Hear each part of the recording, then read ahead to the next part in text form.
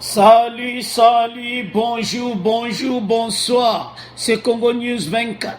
Nous sommes encore aujourd'hui pour vous présenter cette émission sur notre beau pays, la RDC.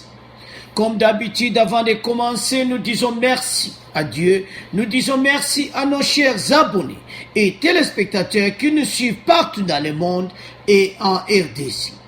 Au sommaire, le ministre de Santé de Ilunga interdit de quitter la RDC. Bandeko, ministre ya Kabila Oyo, aza sous investigation ya mbongo ya Ebola, l'ancien ministre de la Santé, Oli Ilunga, interdit de quitter le pays parce qu'il est sous enquête. Donc bientôt bako kangai. Deuxième point, l'interview du président de la République au Japon. Bandeko Toko Yoka, interview à président de la République sur le nouveau gouvernement Pendengenini a proposé pour lutter contre l'antivaleur. Et puis troisième point, gouverneur na vice-gouverneur ya Congo central Bandeko Bayebisi a démissionné. Donc peuple a marché lelo Bandeko marche ezaki a somo na Congo central parce que comme on était gouverneur na vice-gouverneur, donc situation ya mama Mimi Obozomona wana bakanga ki na vice-gouverneur, alors ba sengi bango mibale ba démissionner immédiatement. Alors yango ezale 3 points de disque d'émission na biso Bandeko. Alors commençons avec le premier point, l'interview du président de la République à Yokohama au Japon. Alors, commençons avec le premier point, l'interview de son excellence président Félix Tshisekedi à Yokohama au Japon. Bandeko, président de la République, a fait une interview moko Bandeko. Ce qui boko yokaba point Bandeko, tozo tie la bino yango. Alors, a insisté sur le nouveau gouvernement, ndeni taba swaki pour le gouvernement oyebima. Ba mesure ni ya swaki pour être gouvernement ezalana reçu. Et puis réussite de Kozala Bandeko. Alors, avant de continuer notre émission, suivons son excellence, le président de la République, Félix Tshisekedi à Yokohama au Japon. Et on va continuer notre émission. Au sujet du gouvernement de coalition, la première des choses d'abord que je dirais, c'est que c'est un gouvernement qui n'est pas arrivé sur le fait du hasard. On a mis 7 mois à le concevoir et durant ces 7 mois, on n'a pas passé notre temps à s'amuser. Nous avons réfléchi d'abord sur le programme que ce gouvernement va proposer. Je crois que c'est demain ou samedi que le Premier ministre est attendu au Parlement. Donc le peuple congolais aura l'occasion de découvrir ce programme. C'est un gouvernement qui est constitué de gens qui, jusqu'ici, pour la plupart, près de 80%, n'avaient jamais été ministres. Et parmi eux, il y a à peu près 40% au moins qui ont milité dans l'opposition. Et laquelle opposition dans laquelle j'ai fait partie aussi, et je sais quels étaient nos objectifs et quels sont les projets que nous formons pour ce peuple, pour notre pays. J'ai foi vraiment en cette équipe parce qu'elle est conduite par quelqu'un qui a beaucoup d'expérience. Le Premier ministre Ilunga Sylvestre, j'ai eu à échanger avec lui, à le découvrir.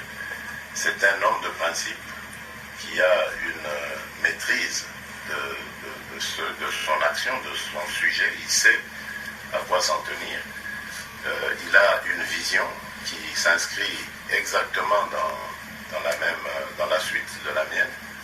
Donc je ne vois pas comment ce gouvernement peut échouer. D'autant plus que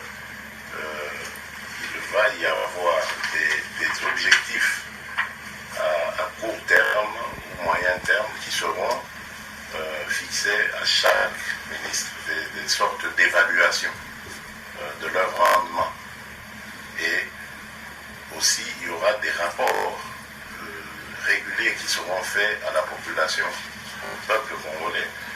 C'est un gouvernement qui va diriger dans la transparence et qui va avoir pour mission de lutter contre toutes les antivaleurs qui ont été à la base de la ruine économique de notre pays. Des antivaleurs telles que la corruption, telles que l'impunité, la mauvaise gouvernance, tout ce qui a concouru aux difficultés que notre pays a eu à traverser, seront des objectifs à détruire par ce gouvernement. Donc, je pense que nous sommes engagés sur la bonne voie.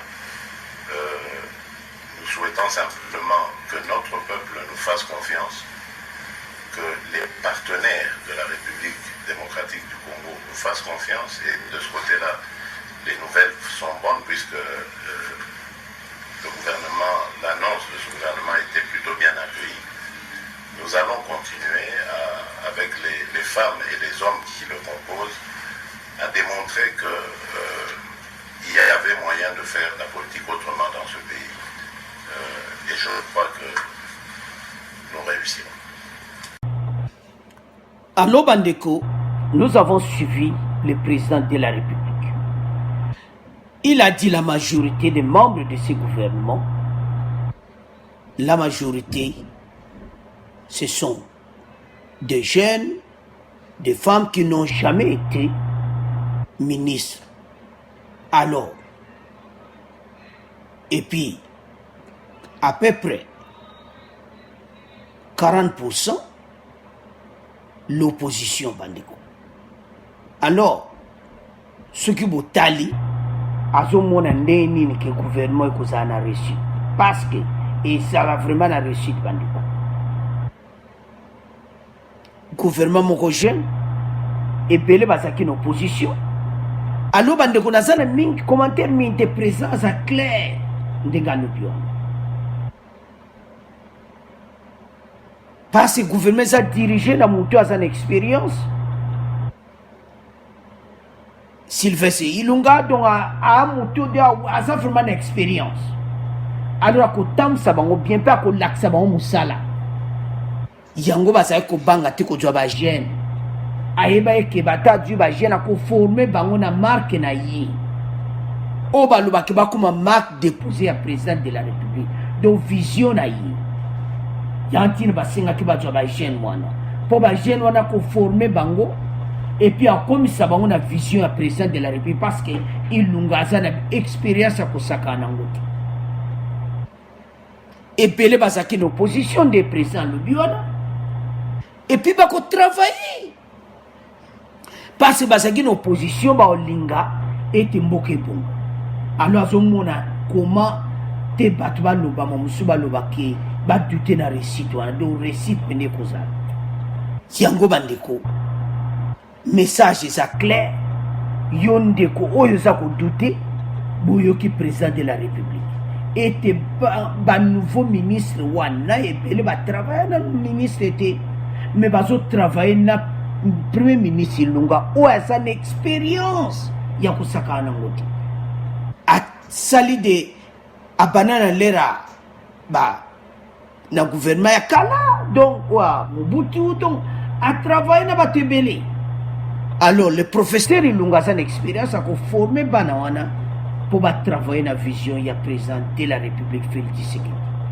Alors bandeko toujours kende kaka na interview wana na deuxième point bandeko kuna boko yoka ndena koloba pona ba anti valeur. Donc na gouvernement na yé donc bako travailler litement ko sakana ngote yango to lo baketi bisala sala oto zo benga yo lekana kingankati ya Kabila eko sala loko mokote eko sala ne feti parce que bako sala donc ilunga ko travailler bango pena donc yo kakana vision ya président de la République. Alors suivons le président de la République encore et puis on va continuer notre émission. Je crois que tout simplement je veux vous ramener à à ce qu'a été mon programme durant la campagne et que je suis en train d'appliquer. Ce qui s'est passé au Congo, en fait, c'est la destruction de l'homme congolais. Donc l'homme avec grand H, évidemment, je ne sais pas parler de l'homme et des femmes, c'est l'homme congolais. La gestion du pays avait fait qu'on a dégradé l'homme congolais, on l'a désintéressé de la chose publique de son pays. Aujourd'hui, le Congolais, quand je l'ai trouvé, c'était un être désespéré, qui ne croyait plus dans un monde meilleur. Donc, il faut commencer par lui redonner confiance et espoir.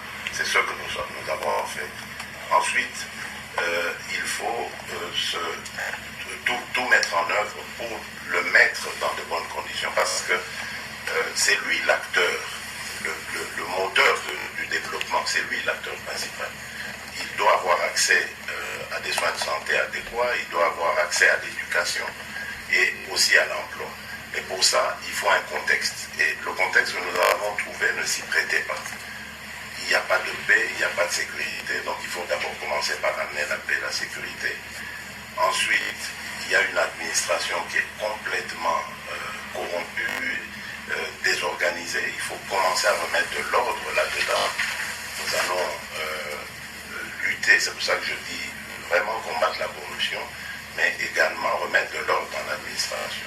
La justice, qui sera le bras séculier de notre état de droit que nous voulons bâtir, doit être débarrassée de toutes les mauvaises herbes qui sont à la base, évidemment, de la déroute du pays. Il faut qu'on ait une justice qui soit capable de rassurer le citoyen, mais également de faire respecter à la fois les lois et les réformes qui seront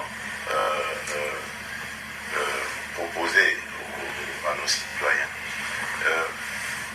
Ensuite, cela va avoir pour bénéfice, pour effet immédiat, d'attirer des investisseurs, de booster la gestion en interne, donc d'augmenter les recettes et d'augmenter donc la richesse et de pouvoir mieux la redistribuer à nos concitoyens.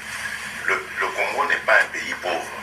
C'est ça la chance que nous avons dans notre malheur. Le Congo est un pays riche, mais ici, il n'est encore que riche potentiellement. Nous avons, et c'est le défi que nous allons relever, nous, c'est de transformer cette potentialité en réalité. Et là, nous parlerons autrement. Alors, nous avons suivi le président de la République. Il a dit ceci, il a trouvé un peuple congolais désespéré, dont espoir est allé susciter. Un peuple congolais donc qui n'a plus confiance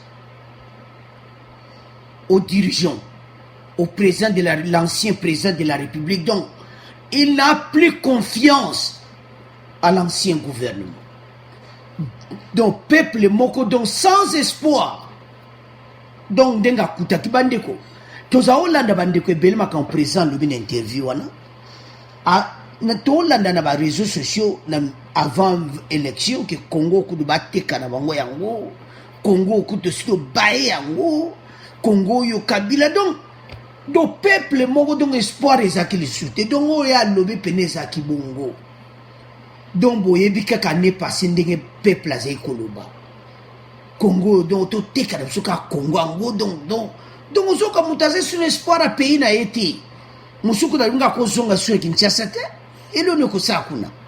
Mboka salité donc soke kuna donc ozoka pena peuple congolais zo albi ki sasa kutu solo donc donc sous vacances te donc tozako landa makambo na nyonso et puis président de la République o ya lobiano bazai ko landa yango peuple azai sur espoir te désespéré donc azai sur espoir mboka na été donc espoir et Cécile bazo ke mboko kutu bonga na ngoli susité. Mais alors, tant qu'il y a à 8 à côté peuple a son espoir, tu as son espoir, a son sabo moko, tu comme ensemble, baba ko bongisa mboka état de droit kota bato basama be bakanga bango nde tozoloba baministre oyo bazokanga bango. Donc mutasali mabe, donc banti-valeur kolongola bango parce que peuple akomaki na désespoir. Alors il faut espoir ezonga ke mboka Congo ekobongo. Alors wana maloba président de la République bandiko. Et puis c'est vraiment vrai parce que peuple congolais akomaki na niveau moko donc abaye mboka na ye. Donc nande Kabila za meme mboka na no peuple na bayaki RDC. Mais alors azong si peuple makanisi eza mboka na yo tozala bomoko totia mboka na état de droit tozala na confiance bolingo entre biso tozala inu totambusa mboka na biso ensemble tolongola division pe kota na ndinga lobi wana ki donc RDC sécurité comment ki donc ezali soute na est bakom ko bunda ete est zonga sécurité zonga na est. Alors maloba présent le bandeko tous ensemble espoir ezonga yango mission na yesa nango peuple to koma un peuple congolais oyo to ko compter na mboka na biso. Alors bandeko tozala ini tozala derrière son excellence Félix Tshisekedi to tam samboka na biso comme ça banti valeur nyonso bakozala libanda. Alors bandeko to combattre corruption anti-valeur nyonso wana bandeko to combattre ensemble. Soutenons le président de la République.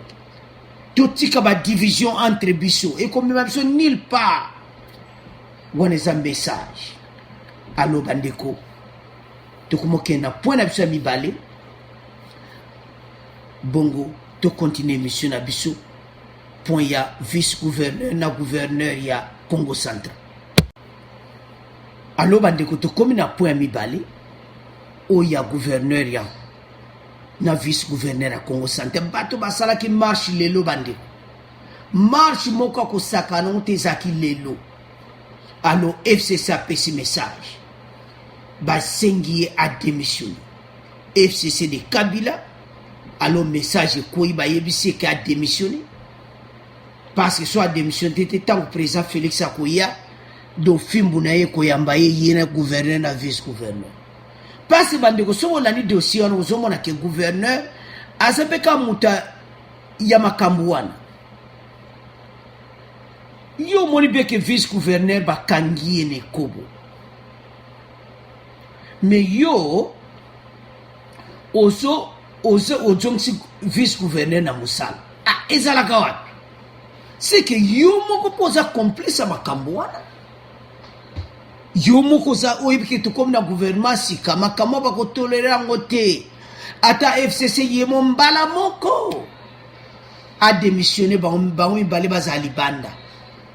Ah donc yo gouverneur ozo tolérer ya bimana mama mimi wana donc oyebaki no pe kopo wana ki ba bimaka na bango parce yemo ko vice gouverneur zo lobata ba kange ki to bimaka na biso bo bimaka na bino esa za mwasi na yo. Ozo sale kobo na kati ya na kati ya bureau ya dans la province boye.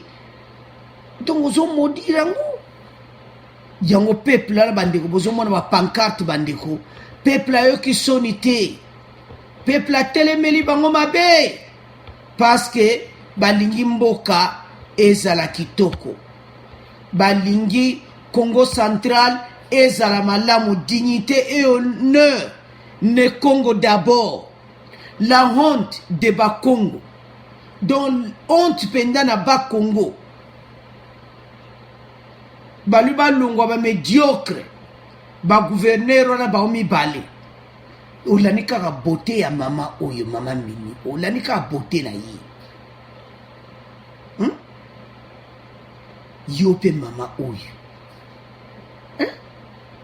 tala ndingo batabatu mosali esili do vice gouverneur alela de mama badakala do alela ependa. Alors bandeko à vous de commenter était vice-gouverneur na gouverneur ba démissionné parce que makambo pendeza isuki tokoti ye vice-gouverneur azobimana na assistante et puis au lieu que makambo kangi ye gouverneur a décision que vice-gouverneur azala suspendu il y a donc ce vice-gouverneur na mosala c'est la honte alors bandeko vous de commenter baomi bale bazali banda FCC a pesi démission baomi bali banda bandeko alors nebeke koi FCC de Kabila bale baomi bale fo bazali banda parce ba yebiete ceux qui bango balongoli bango te na retour à présent Félix ta koma ka boye donc bango wana bakozala libanda passe avec présent Félix et sans relâche alors FCC allait déjà avance que va démissionner pour ce que va saler en moté tant au présent Félix aboya bakozala libanda alors bande quoi vous de commenter pour la démission avant mi balende ba obimana mama o na assistant donc je crois bien que bango tout ba yeba na bango kopo wana alors bande ko à vous de commenter to le kana point na biso oyo epesi mobulu était Oli Lunga akoko bima lisusu te na territoire donc aza sous enquête bandeko tokena point na biso troisième alors bandeko tokomi na troisième point na biso Oli Ilunga l'ancien ministre de la santé de Kabila interdit de quitter le pays sous enquête de détournement de fonds d'Ebola. Plus de 800 morts à l'est du pays. Bandeko, likambo ezali mawa. Ezali mawa komona ke ye azali ko diriger makambo nyonso na est. Alors, ba pesa ki mbongo pona ko traiter bato. Yango bomoni qui est président de la République à Lungola qui est déjà bas soupçon bandaki les rois. Oli Ilunga, ancien ministre de la Santé, est interdit de quitter le pays, a annoncé samedi la Direction générale des migrations. La semaine dernière, Oli Ilunga avait été attendu avec 3 de ses collaborateurs par la police judiciaire pour justifier les fonds alloués à la riposte de la maladie de Avirisibo. Pendant son mandat, la maladie avait fait plus de 800 morts en espace d'une année. Na période ne bandeko, batu bakufi 1800. Banda ya longwe, batu basukufaka moko moko. Eza mawa, ministre Kabila Tiaki. Tato yo ozapena mabe. Tato yo ozapena mabe. Yango Kabila na gouvernement neza gouvernement moka ya mabe. Biso eba eke ko suka yo pene fo bakanga yo. Passe bakangi. Ba 3 collaborateurs na yo pour le moment bango basana maboko à police. Allo yo pourquoi le bobimate parce que Rosana besoin Kim en exil. Bandeko deuxième bakangi ba frontière pona ya koko bimate aza pour le mundenga zawana donc kalate ba tche maboko akena prison ba c'est interdit passeport na yeba botoli yango do ndenga zana koko bimate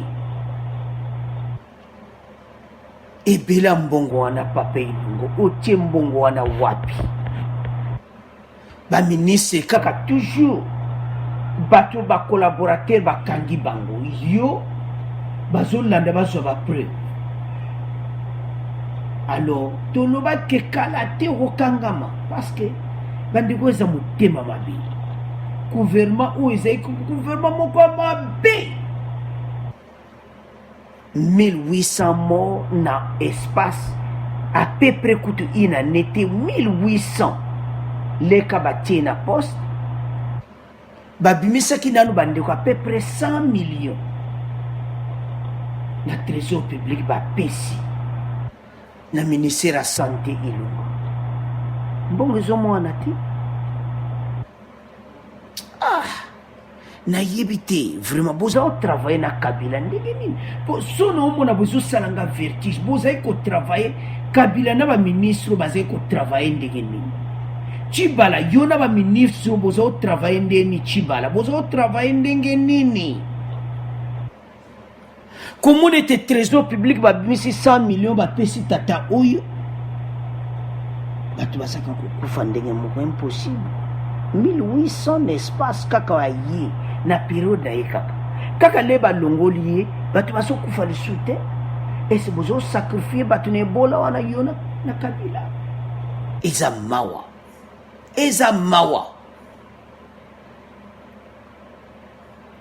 1800 bakufi alo bandeko dossier ezeke aza interdit akokite territoire ya RDC te sous enquête bientôt bakotia ye maboko aokende na prison makala passe avec le nouveau gouvernement sans relâche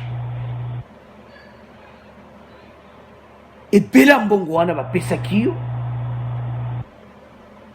mpona ebola babimisaki temporairement mbongo mpona ebola bandeko trésor public babimisi mbongo ke na ministre ya santé ajuba mbongo wana ti bazoyeba te aner baza na ye ndenge aza naza mokangami ndenge aza kala te makala ekoyamba te aloba ndeko avu de komante komona motema mabe ya boyi peuple bato baza kokufa aloba ndeko avu de komante tokomi na fin émission na biso tosala résumé émission aloba ndeko tokomi na résumé émission premier point tolobaki ete interview ya président de la république bolandi yango mpona baantivaleur aloba wana japon ete akutaki peuple espoir esilaki déjà do peuple amonaki congo kutu donc eza esu na ntina te parce amonaki kabila nde atambusa ye mboka ekomaki na désordre bacongolais abayaki mboka na ye alo président de la république asala interview alobi ete bomoko ezonga peuple akomansa alo deuxième point bandeko eza démission ya gouverneur na vice gouverneur ya Congo central donc bango balelaki na bango mama mimi donc bayokanga ye et puis tant bakangi ye jour kaka elandi gouverneur azongisi vice gouverneur na mosala bakangi vice gouverneur ekobo yo ozongisi na mosala seke bino nyonso boza bekobiste donc boza wana bobima na mokanda bamomi wana kaka donc ler nyonso eza mawa azoloba mpe ke vie privée vie privée na kati ya mosala bozosala makambo mabe bozodétruire province ya Congo central ekobo alo bandeko donc démission alors bazozala bango mibale libanda vice gouverneur na gouverneur na ye mo mama mimi toyebi te so mama mimi akotikala mosala toyebi te me batangi koma mama mimi te mpona démission balobi kaka bango mibale alo bandeko avu de commenter na point wana et puis troisième point tolobi mpona bambongo ya ebola oyo olilunga aza mena sous enquête et puis akobima lisu RDC te passeport na ye dgm déjà se akangi yango donc akobima te donc aza interdit de quitter partout aza surveillé nde aza wana donc aza na résidence surveillée parce que kala te baotie maboko ake na prison parce que ebela mbongo clair eza te na mbongo wana alo bandeko afu de commenter abonner massivement au revoir à la prochaine.